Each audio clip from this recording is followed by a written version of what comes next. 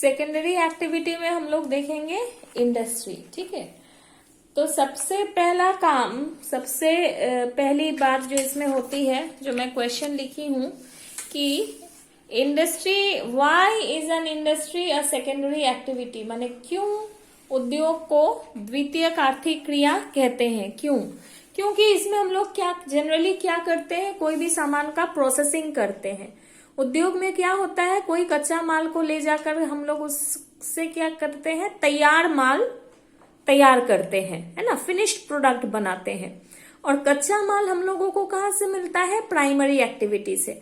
कुछ भी जैसे खनन करके हम लौह अयस्क निकाले तो वो मेरा कच्चा माल हुआ उद्योग के लिए, या हम लोग मिट्टी के नीचे से खोद के पेट्रोलियम निकाले तो वो कच्चा माल हुआ।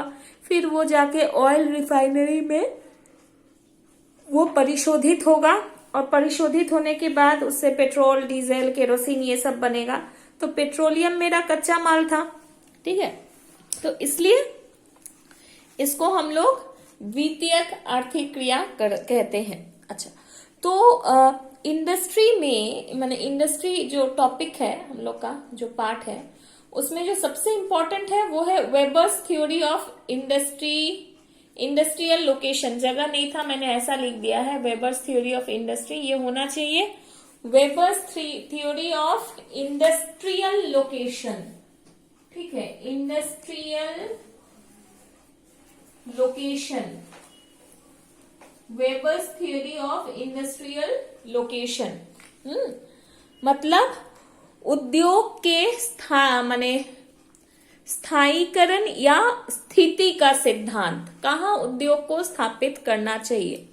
तो अल्फ्रेड वेबर क्या थे, एक जर्मन अर्थशास्त्री थे। याद रखना, जर्मन पूछा जाता है। अल्फ्रेड वेबर कहाँ के रहने वाले थे, अमेरिका के थे, ब्रिटेन के थे, जर्मनी के थे या फ्रांस के थे, इस तरह का एमसीक्यू आता है। तब आप लोगों को याद रखना है कि अल्फ्रेड वेबर जो है जर्मन अर्थशास्त्री थे, और उन्होंने 1909 में ये सिद्धांत दिया था। ठीक है, और 1929 में उनकी एक पुस्तक छपी थी, theory of location of industries. ठीक है, ये किताब का नाम भी इंपॉर्टेंट है, theory of location of industries. ठीक है, और इसमें इस थ्योरी का उल्लेख है, Weber's theory of industrial location. तो देखो, इनकी थ्योरी जब हम लोग पढ़ेंगे तो तब एक चीज दिमाग में रखना है कि हम लोग बात आज से लगभग 200 साल पहले की कर रहे हैं, 1909 की। उस समय का सिनेरियो कैसा था, अभी जैसा नहीं था। ठीक है, तो उस समय उनके अनुसार कैसा था, हम लोग उनकी सोच को पढ़ेंगे। यहाँ पर हम लोग अपना दिमाग नहीं लगाएंगे। अपना दिमाग कब लगाएंगे, जब हम लोग उनकी थ्योरी की आलोचना करेंगे। ठीक है, पहले उनकी थ्योरी को समझेंगे।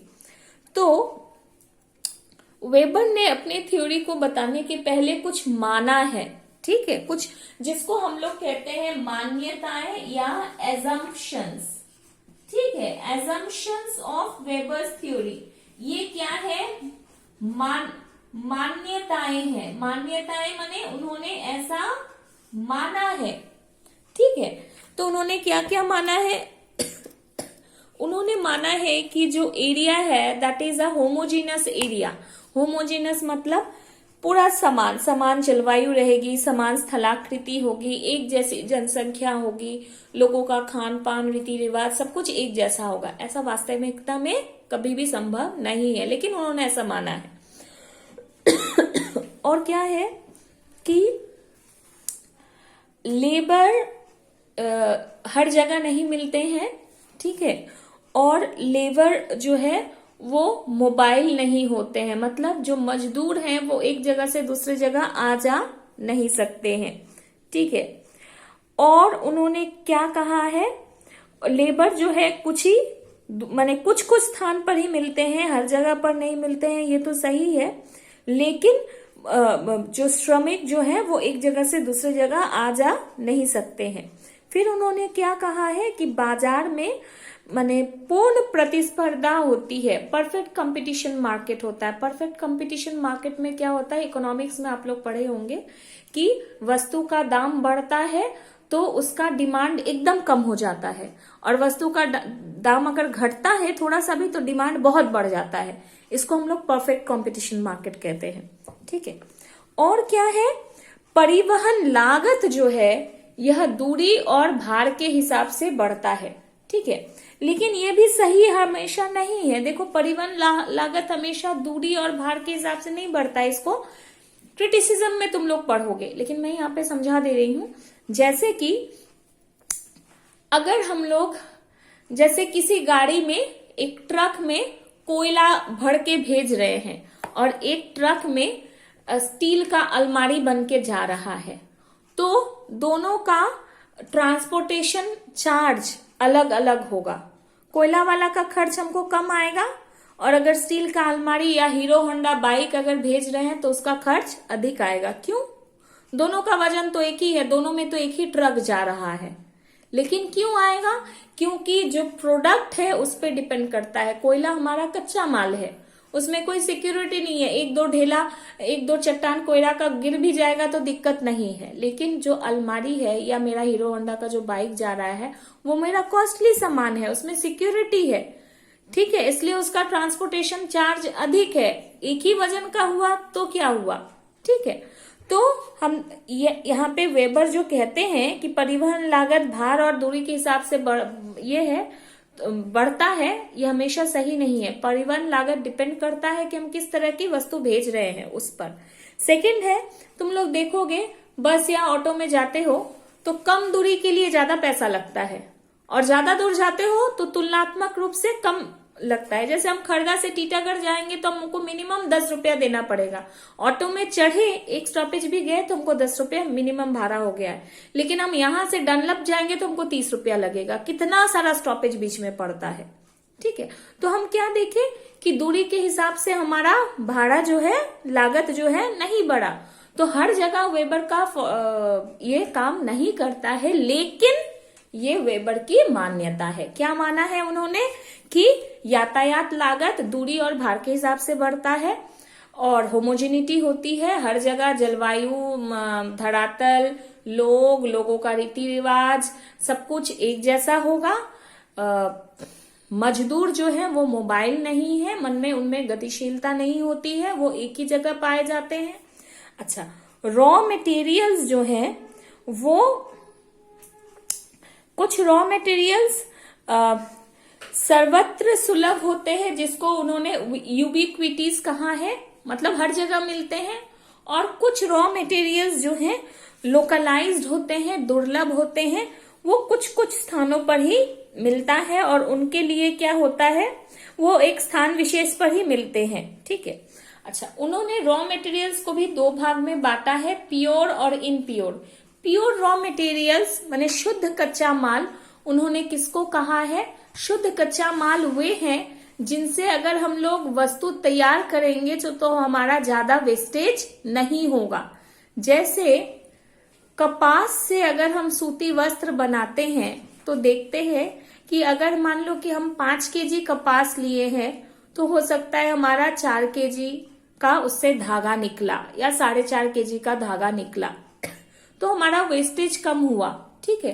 तो कच्चे माल से तैयार माल बनाने में अगर वेस्टेज कम होता है तो हमारा रॉ मटेरियल क्या है? प्योर है, शुद्ध है। लेकिन अगर ज्यादा वेस्टेज होता है, जैसे कि चीनी है, 10 टन गन्ना से 1 टन चीनी निकलता है, तो 9 टन क्या होता है? बर्बाद होता है, ठीक है। इसको फैंटम पाइल कहते हैं, ठीक है। फैंटम पाइल, फैंटम PHKF, हम थोड़ा सा इसको देख लेंगे। इसको फैंटम पाइल कहते हैं, मतलब ज्यादा अगर वेस्टेज होता है, ठीक है, तो उसको हम लोग इम्प्योर रॉ मटेरियल कहते हैं, अशुद्ध कच्चा माल, ठीक है। अच्छा, अब वेबर ने एक कॉन्सेप्ट दिया है मटेरियल इंडेक्स का, ठीक है। इसको हिंदी में कहते हैं पदार्थ सूचकांक। पदार्थ सूचकांक, अक्सर क्वेश्चन आता है कि पदार्थ सूचकांक क्या होता है। पदार्थ सूचकांक होता है weight of the raw material by weight of the finished product. Now what is MI, material index? पदार्थ सूचकांक is equal to weight of raw material by weight of finished product.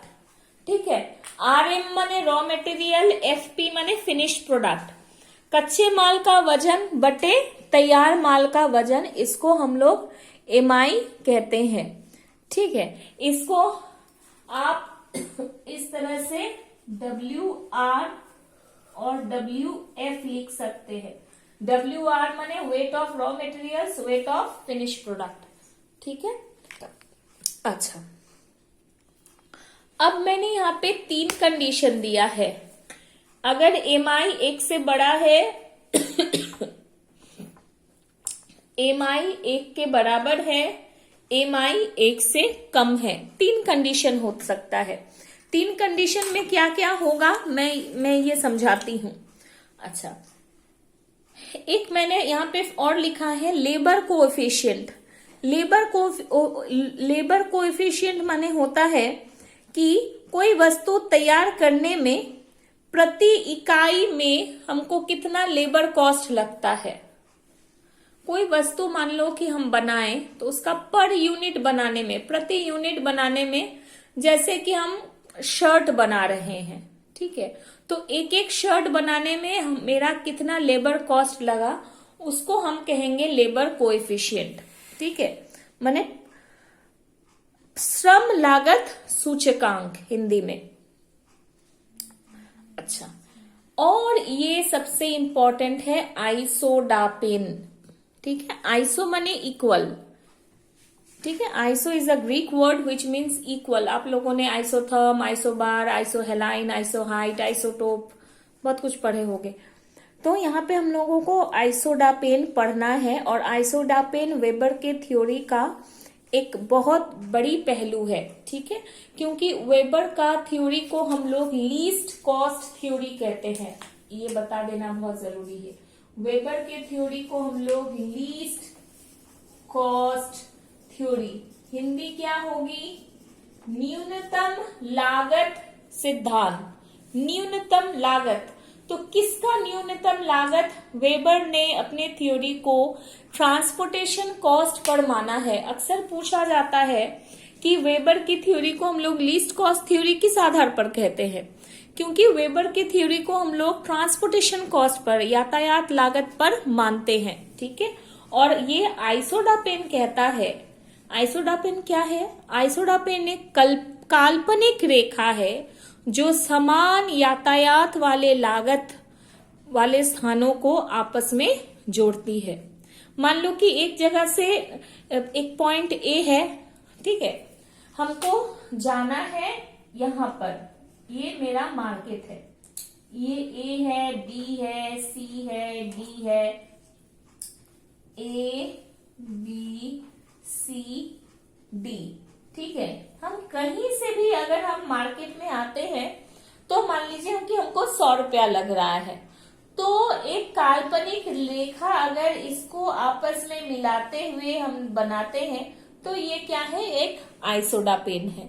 ठीक है, आइसोडापेन क्या है? एक काल्पनिक रेखा है जो समान यातायात लागत वाले स्थानों को आपस में मिलाती है। कहीं चौक से या पेन से खींची हुई रेखा नहीं है, काल्पनिक रेखा है। ठीक है, और वेबर ने कहा है जैसे जैसे हम मार्केट से दूर जाते रहेंगे या रॉ मटेरियल्स मेरा ज्यादा दूर होगा तो क्या होगा? लागत बढ़ेगा। ठीक है, अब हम लोग एमआई के बारे में बात कर रहे थे, मटेरियल इंडेक्स, पदार्थ सूचकांक। मैंने कहा 3 कंडीशन होता है MI greater than 1। MI greater than 1 कब होगा? जब ऊपर वाला बड़ा होगा, न्यूमरेटर बड़ा होगा। ठीक है, अंश और हर जिसको आप लोग हिंदी में कहते हैं। अगर मेरा न्यूमरेटर बड़ा है, न्यूमरेटर में क्या है? वेट ऑफ रॉ मटेरियल्स, मतलब वेट ऑफ रॉ मटेरियल्स अगर ज्यादा है तो इंडस्ट्री को कहाँ लोकेट होना चाहिए? रॉ मटेरियल्स के पास।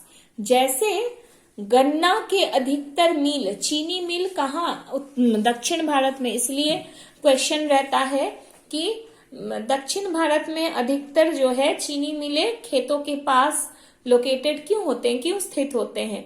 क्योंकि गन्ना को हम 10 टन गन्ना ढो के ले जाएंगे तो मेरा 1 टन चीनी निकलेगा, ठीक है, तो मेरा ट्रांसपोर्टेशन कॉस्ट में बहुत ज्यादा खर्च होगा। उससे अच्छा हम इंडस्ट्री को अगर हम गन्ना के खेत के पास ही लोकेट करें तो मेरा ट्रांसपोर्टेशन में खर्च ज्यादा नहीं होगा, क्योंकि अशुद्ध कच्चा माल है ना, ज्यादा हमको लगता है, उससे तैयार माल बहुत कम निकलता है। मेरा एमआई क्या है, 1 से ज्यादा है, रॉ मटेरियल्स का वेट ज्यादा है, इसलिए मेरा एमआई ग्रेटर देन होता है, पहला कंडीशन। दूसरा कंडीशन होता है जब मेरा एमआई इक्वल टू 1 होता है, ठीक है। ऐसा किन केसेस में होता है? जहां पे कच्चा माल और तैयार माल का वजन बराबर होता है। ऐसा आपको कॉटन टेक्सटाइल इंडस्ट्री में देखने को मिलता है, मैंने जस्ट इसका एग्जांपल दिया, या फुटलूज इंडस्ट्रियों में भी देखने को मिलता है। Now what are these footloose industry? Footloose, इस शब्द पर जाओ, फुटलूज, ठीक है। मैंने जिनका पैर लूज है, पैर लूज है मतलब इंडस्ट्री को हम कहीं भी सेटअप कर सकते हैं, मार्केट के पास या रॉ मटेरियल्स के पास, या जहां मेरा मन हो, we are free to set up industry. तो ऐसे इंडस्ट्री में जनरली असेंबलिंग आते हैं। असेंबलिंग माने पार्ट्स बाय पार्ट्स तैयार है, उसको लेके हम लोग असेंबल करते हैं, जैसे कंप्यूटर हार्डवेयर, ठीक है, कहीं मदरबोर्ड बनता है, कहीं कीबोर्ड बनता है, कहीं उसका रैम बनता है, कहीं प्रोसेसर बनता है, एक जगह ला करके उसको असेंबल किया जाता है, ठीक है। फिर आपका पैकेजिंग और बॉटलिंग प्लांट्स है, जैसे देखोगे आउटस्कर्ट्स में जनरली जैसे कोको कोला का बॉटलिंग प्लांट है, ये सब में क्या देखा जाता है कि कच्चा माल और तैयार माल का वजन लगभग एक जैसा है, तो इनको हम लोग कहीं भी सेटअप कर सकते हैं। तो वैसे इंडस्ट्री जिनको हम लोग कहीं भी सेटअप कर सकते हैं उनको हम लोग फुटलूज इंडस्ट्री कहते हैं। जनरली इसमें इलेक्ट्रॉनिक गुड्स आते हैं, खिलौने आते हैं, ठीक है। अच्छा, तीसरा कंडीशन होता है कि when MI is less than 1। MI less than 1 कब होगा? जब तैयार माल का वजन कच्चे माल के वजन से ज्यादा होगा, ठीक है। ऐसा बहुत ही कम जगह देखने को मिलता है, खास करके ये हम लोग को देखने को मिलता है चाय पैकेजिंग में, ठीक है। क्योंकि चाय पैकेजिंग में क्या होता है, जो तुम्हारा तैयार माल होता है, चाय पत्ता को सुखा उखा के, ठीक है, फर्मेंटेट करा के जब हम उसको ये करते हैं तो उसमें क्या होता है, पैकिंग हो जाता है, और ये सब करने के बाद उसका वजन जो है बढ़ जाता है, ठीक है। इसलिए क्योंकि चाय आप लोग जानते हो लकड़ी के पेटियों में पैक होता है, प्लाईबोर्ड का, हाँ, पतला पतला लकड़ी का पेटी रहता है, उसमें पैक होता है ताकि उसका सुगंध जो है वो खराब ना हो चाय का, ठीक है। तो इस तरह से क्या देखने में आता है कि तैयार माल पैकेजिंग करने के बाद उसका वजन बढ़ जाता है। इसलिए इसको कहाँ लोकेटेड होना चाहिए? मार्केट के पास, क्योंकि तैयार माल का वजन ज्यादा है, कच्चे माल का वजन कम है, ट्रांसपोर्टेशन में खर्च कम आएगा।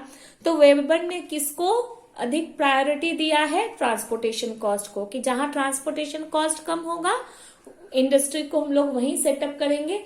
इसलिए उनके थ्योरी का नाम ही है लीस्ट कॉस्ट थ्योरी, न्यूनतम लागत का सिद्धांत, ठीक है। लेकिन अगर हमारा कच्चा माल 2 हो, तो यहाँ पे तो एक कच्चे माल की बात कर रहे हैं, अगर 2 कच्चा माल हो तो यहाँ पे मैंने कंडीशन लिखा है in case of 2 raw materials, ठीक है। अगर 2 तरह के कच्चे माल होंगे तो 2 कंडीशन होता है, with different weight losing ratio. जैसे मैंने यहाँ पे R1 और R2 लिखा है, ठीक है। अब मान लो कि R1 हमको 2 टन लगता है, हाँ, और ये हमको 4 टन लगता है, तो हम इंडस्ट्री को कहाँ सेटअप करेंगे? R2 के पास, रॉ मटेरियल 2 के पास। क्यों? क्योंकि ये ज्यादा लग रहा है, ठीक है। पहले क्या था, स्टील बनाने में 2 टन कोयला लगता था और 4 टन आयरन ओर लगता था, ठीक है। लेकिन बाद में टेक्नोलॉजी इंप्रूव करता गया और अब कोयला और लोहा जो है इक्वल मात्रा में लगने लगा, तो R1 और R2 अब सेम लगता है, ठीक है। और ये हमारा क्या है? मार्केट है, ये मार्केट है और ये है R1, ये है R2। तो हम लोग को दोनों सेम लग रहा है, तो इंडस्ट्री को कहाँ सेटअप करेंगे? तब इंडस्ट्री को तीनों के बीच में सेटअप किया जाता है, जो तीनों से क्या है, इक्वी डिस्टेंस है। ऐसा ही देखने में आता है कहाँ? जमशेदपुर में, ठीक है। जमशेदपुर में ये कंडीशन देखने को मिलता है, ठीक है। इसको भी हम लोग कहते हैं break of bulk theory. Break of bulk theory.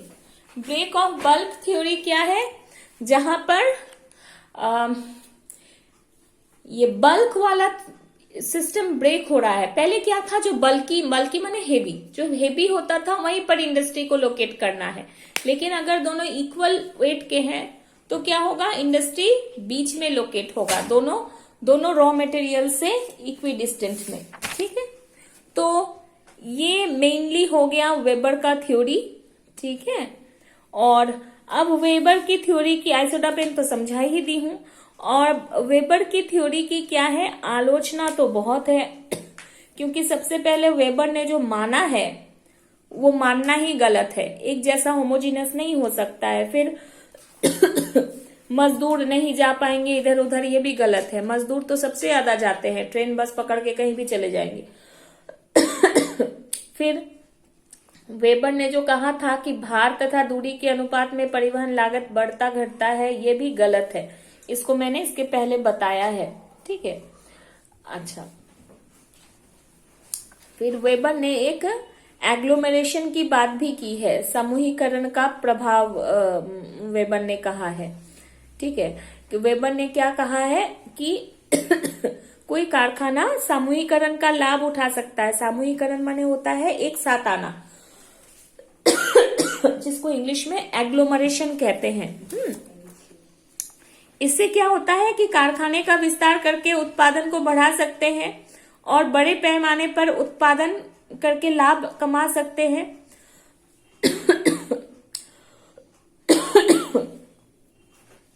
ठीक है, लेकिन क्या होता है, हमेशा ऐसा नहीं होता है। एक साथ जैसे कहीं पर एक यूनिट हम लोग स्थापित कर रहे हैं और चाहते हैं कि और यूनिट्स को भी ले आके उन पे मिला लेंगे, ठीक है। तो इससे क्या होता है, नहीं किया जा सकता है, क्योंकि हर जगह उस चीज का डिमांड तो एक जैसा नहीं होगा, ठीक है। जहां जैसा होगा उस हिसाब से इंडस्ट्री में वो सामान बनाया जाएगा। जैसे दुर्गापुर में स्टील प्लांट है, बर्नपुर में स्टील प्लांट है, बोकारो में स्टील प्लांट है। हम चाहेंगे कि तीनों को एक साथ मिला के एक ही जगह बड़ा स्टील प्लांट बनाएंगे तो संभव नहीं है, क्योंकि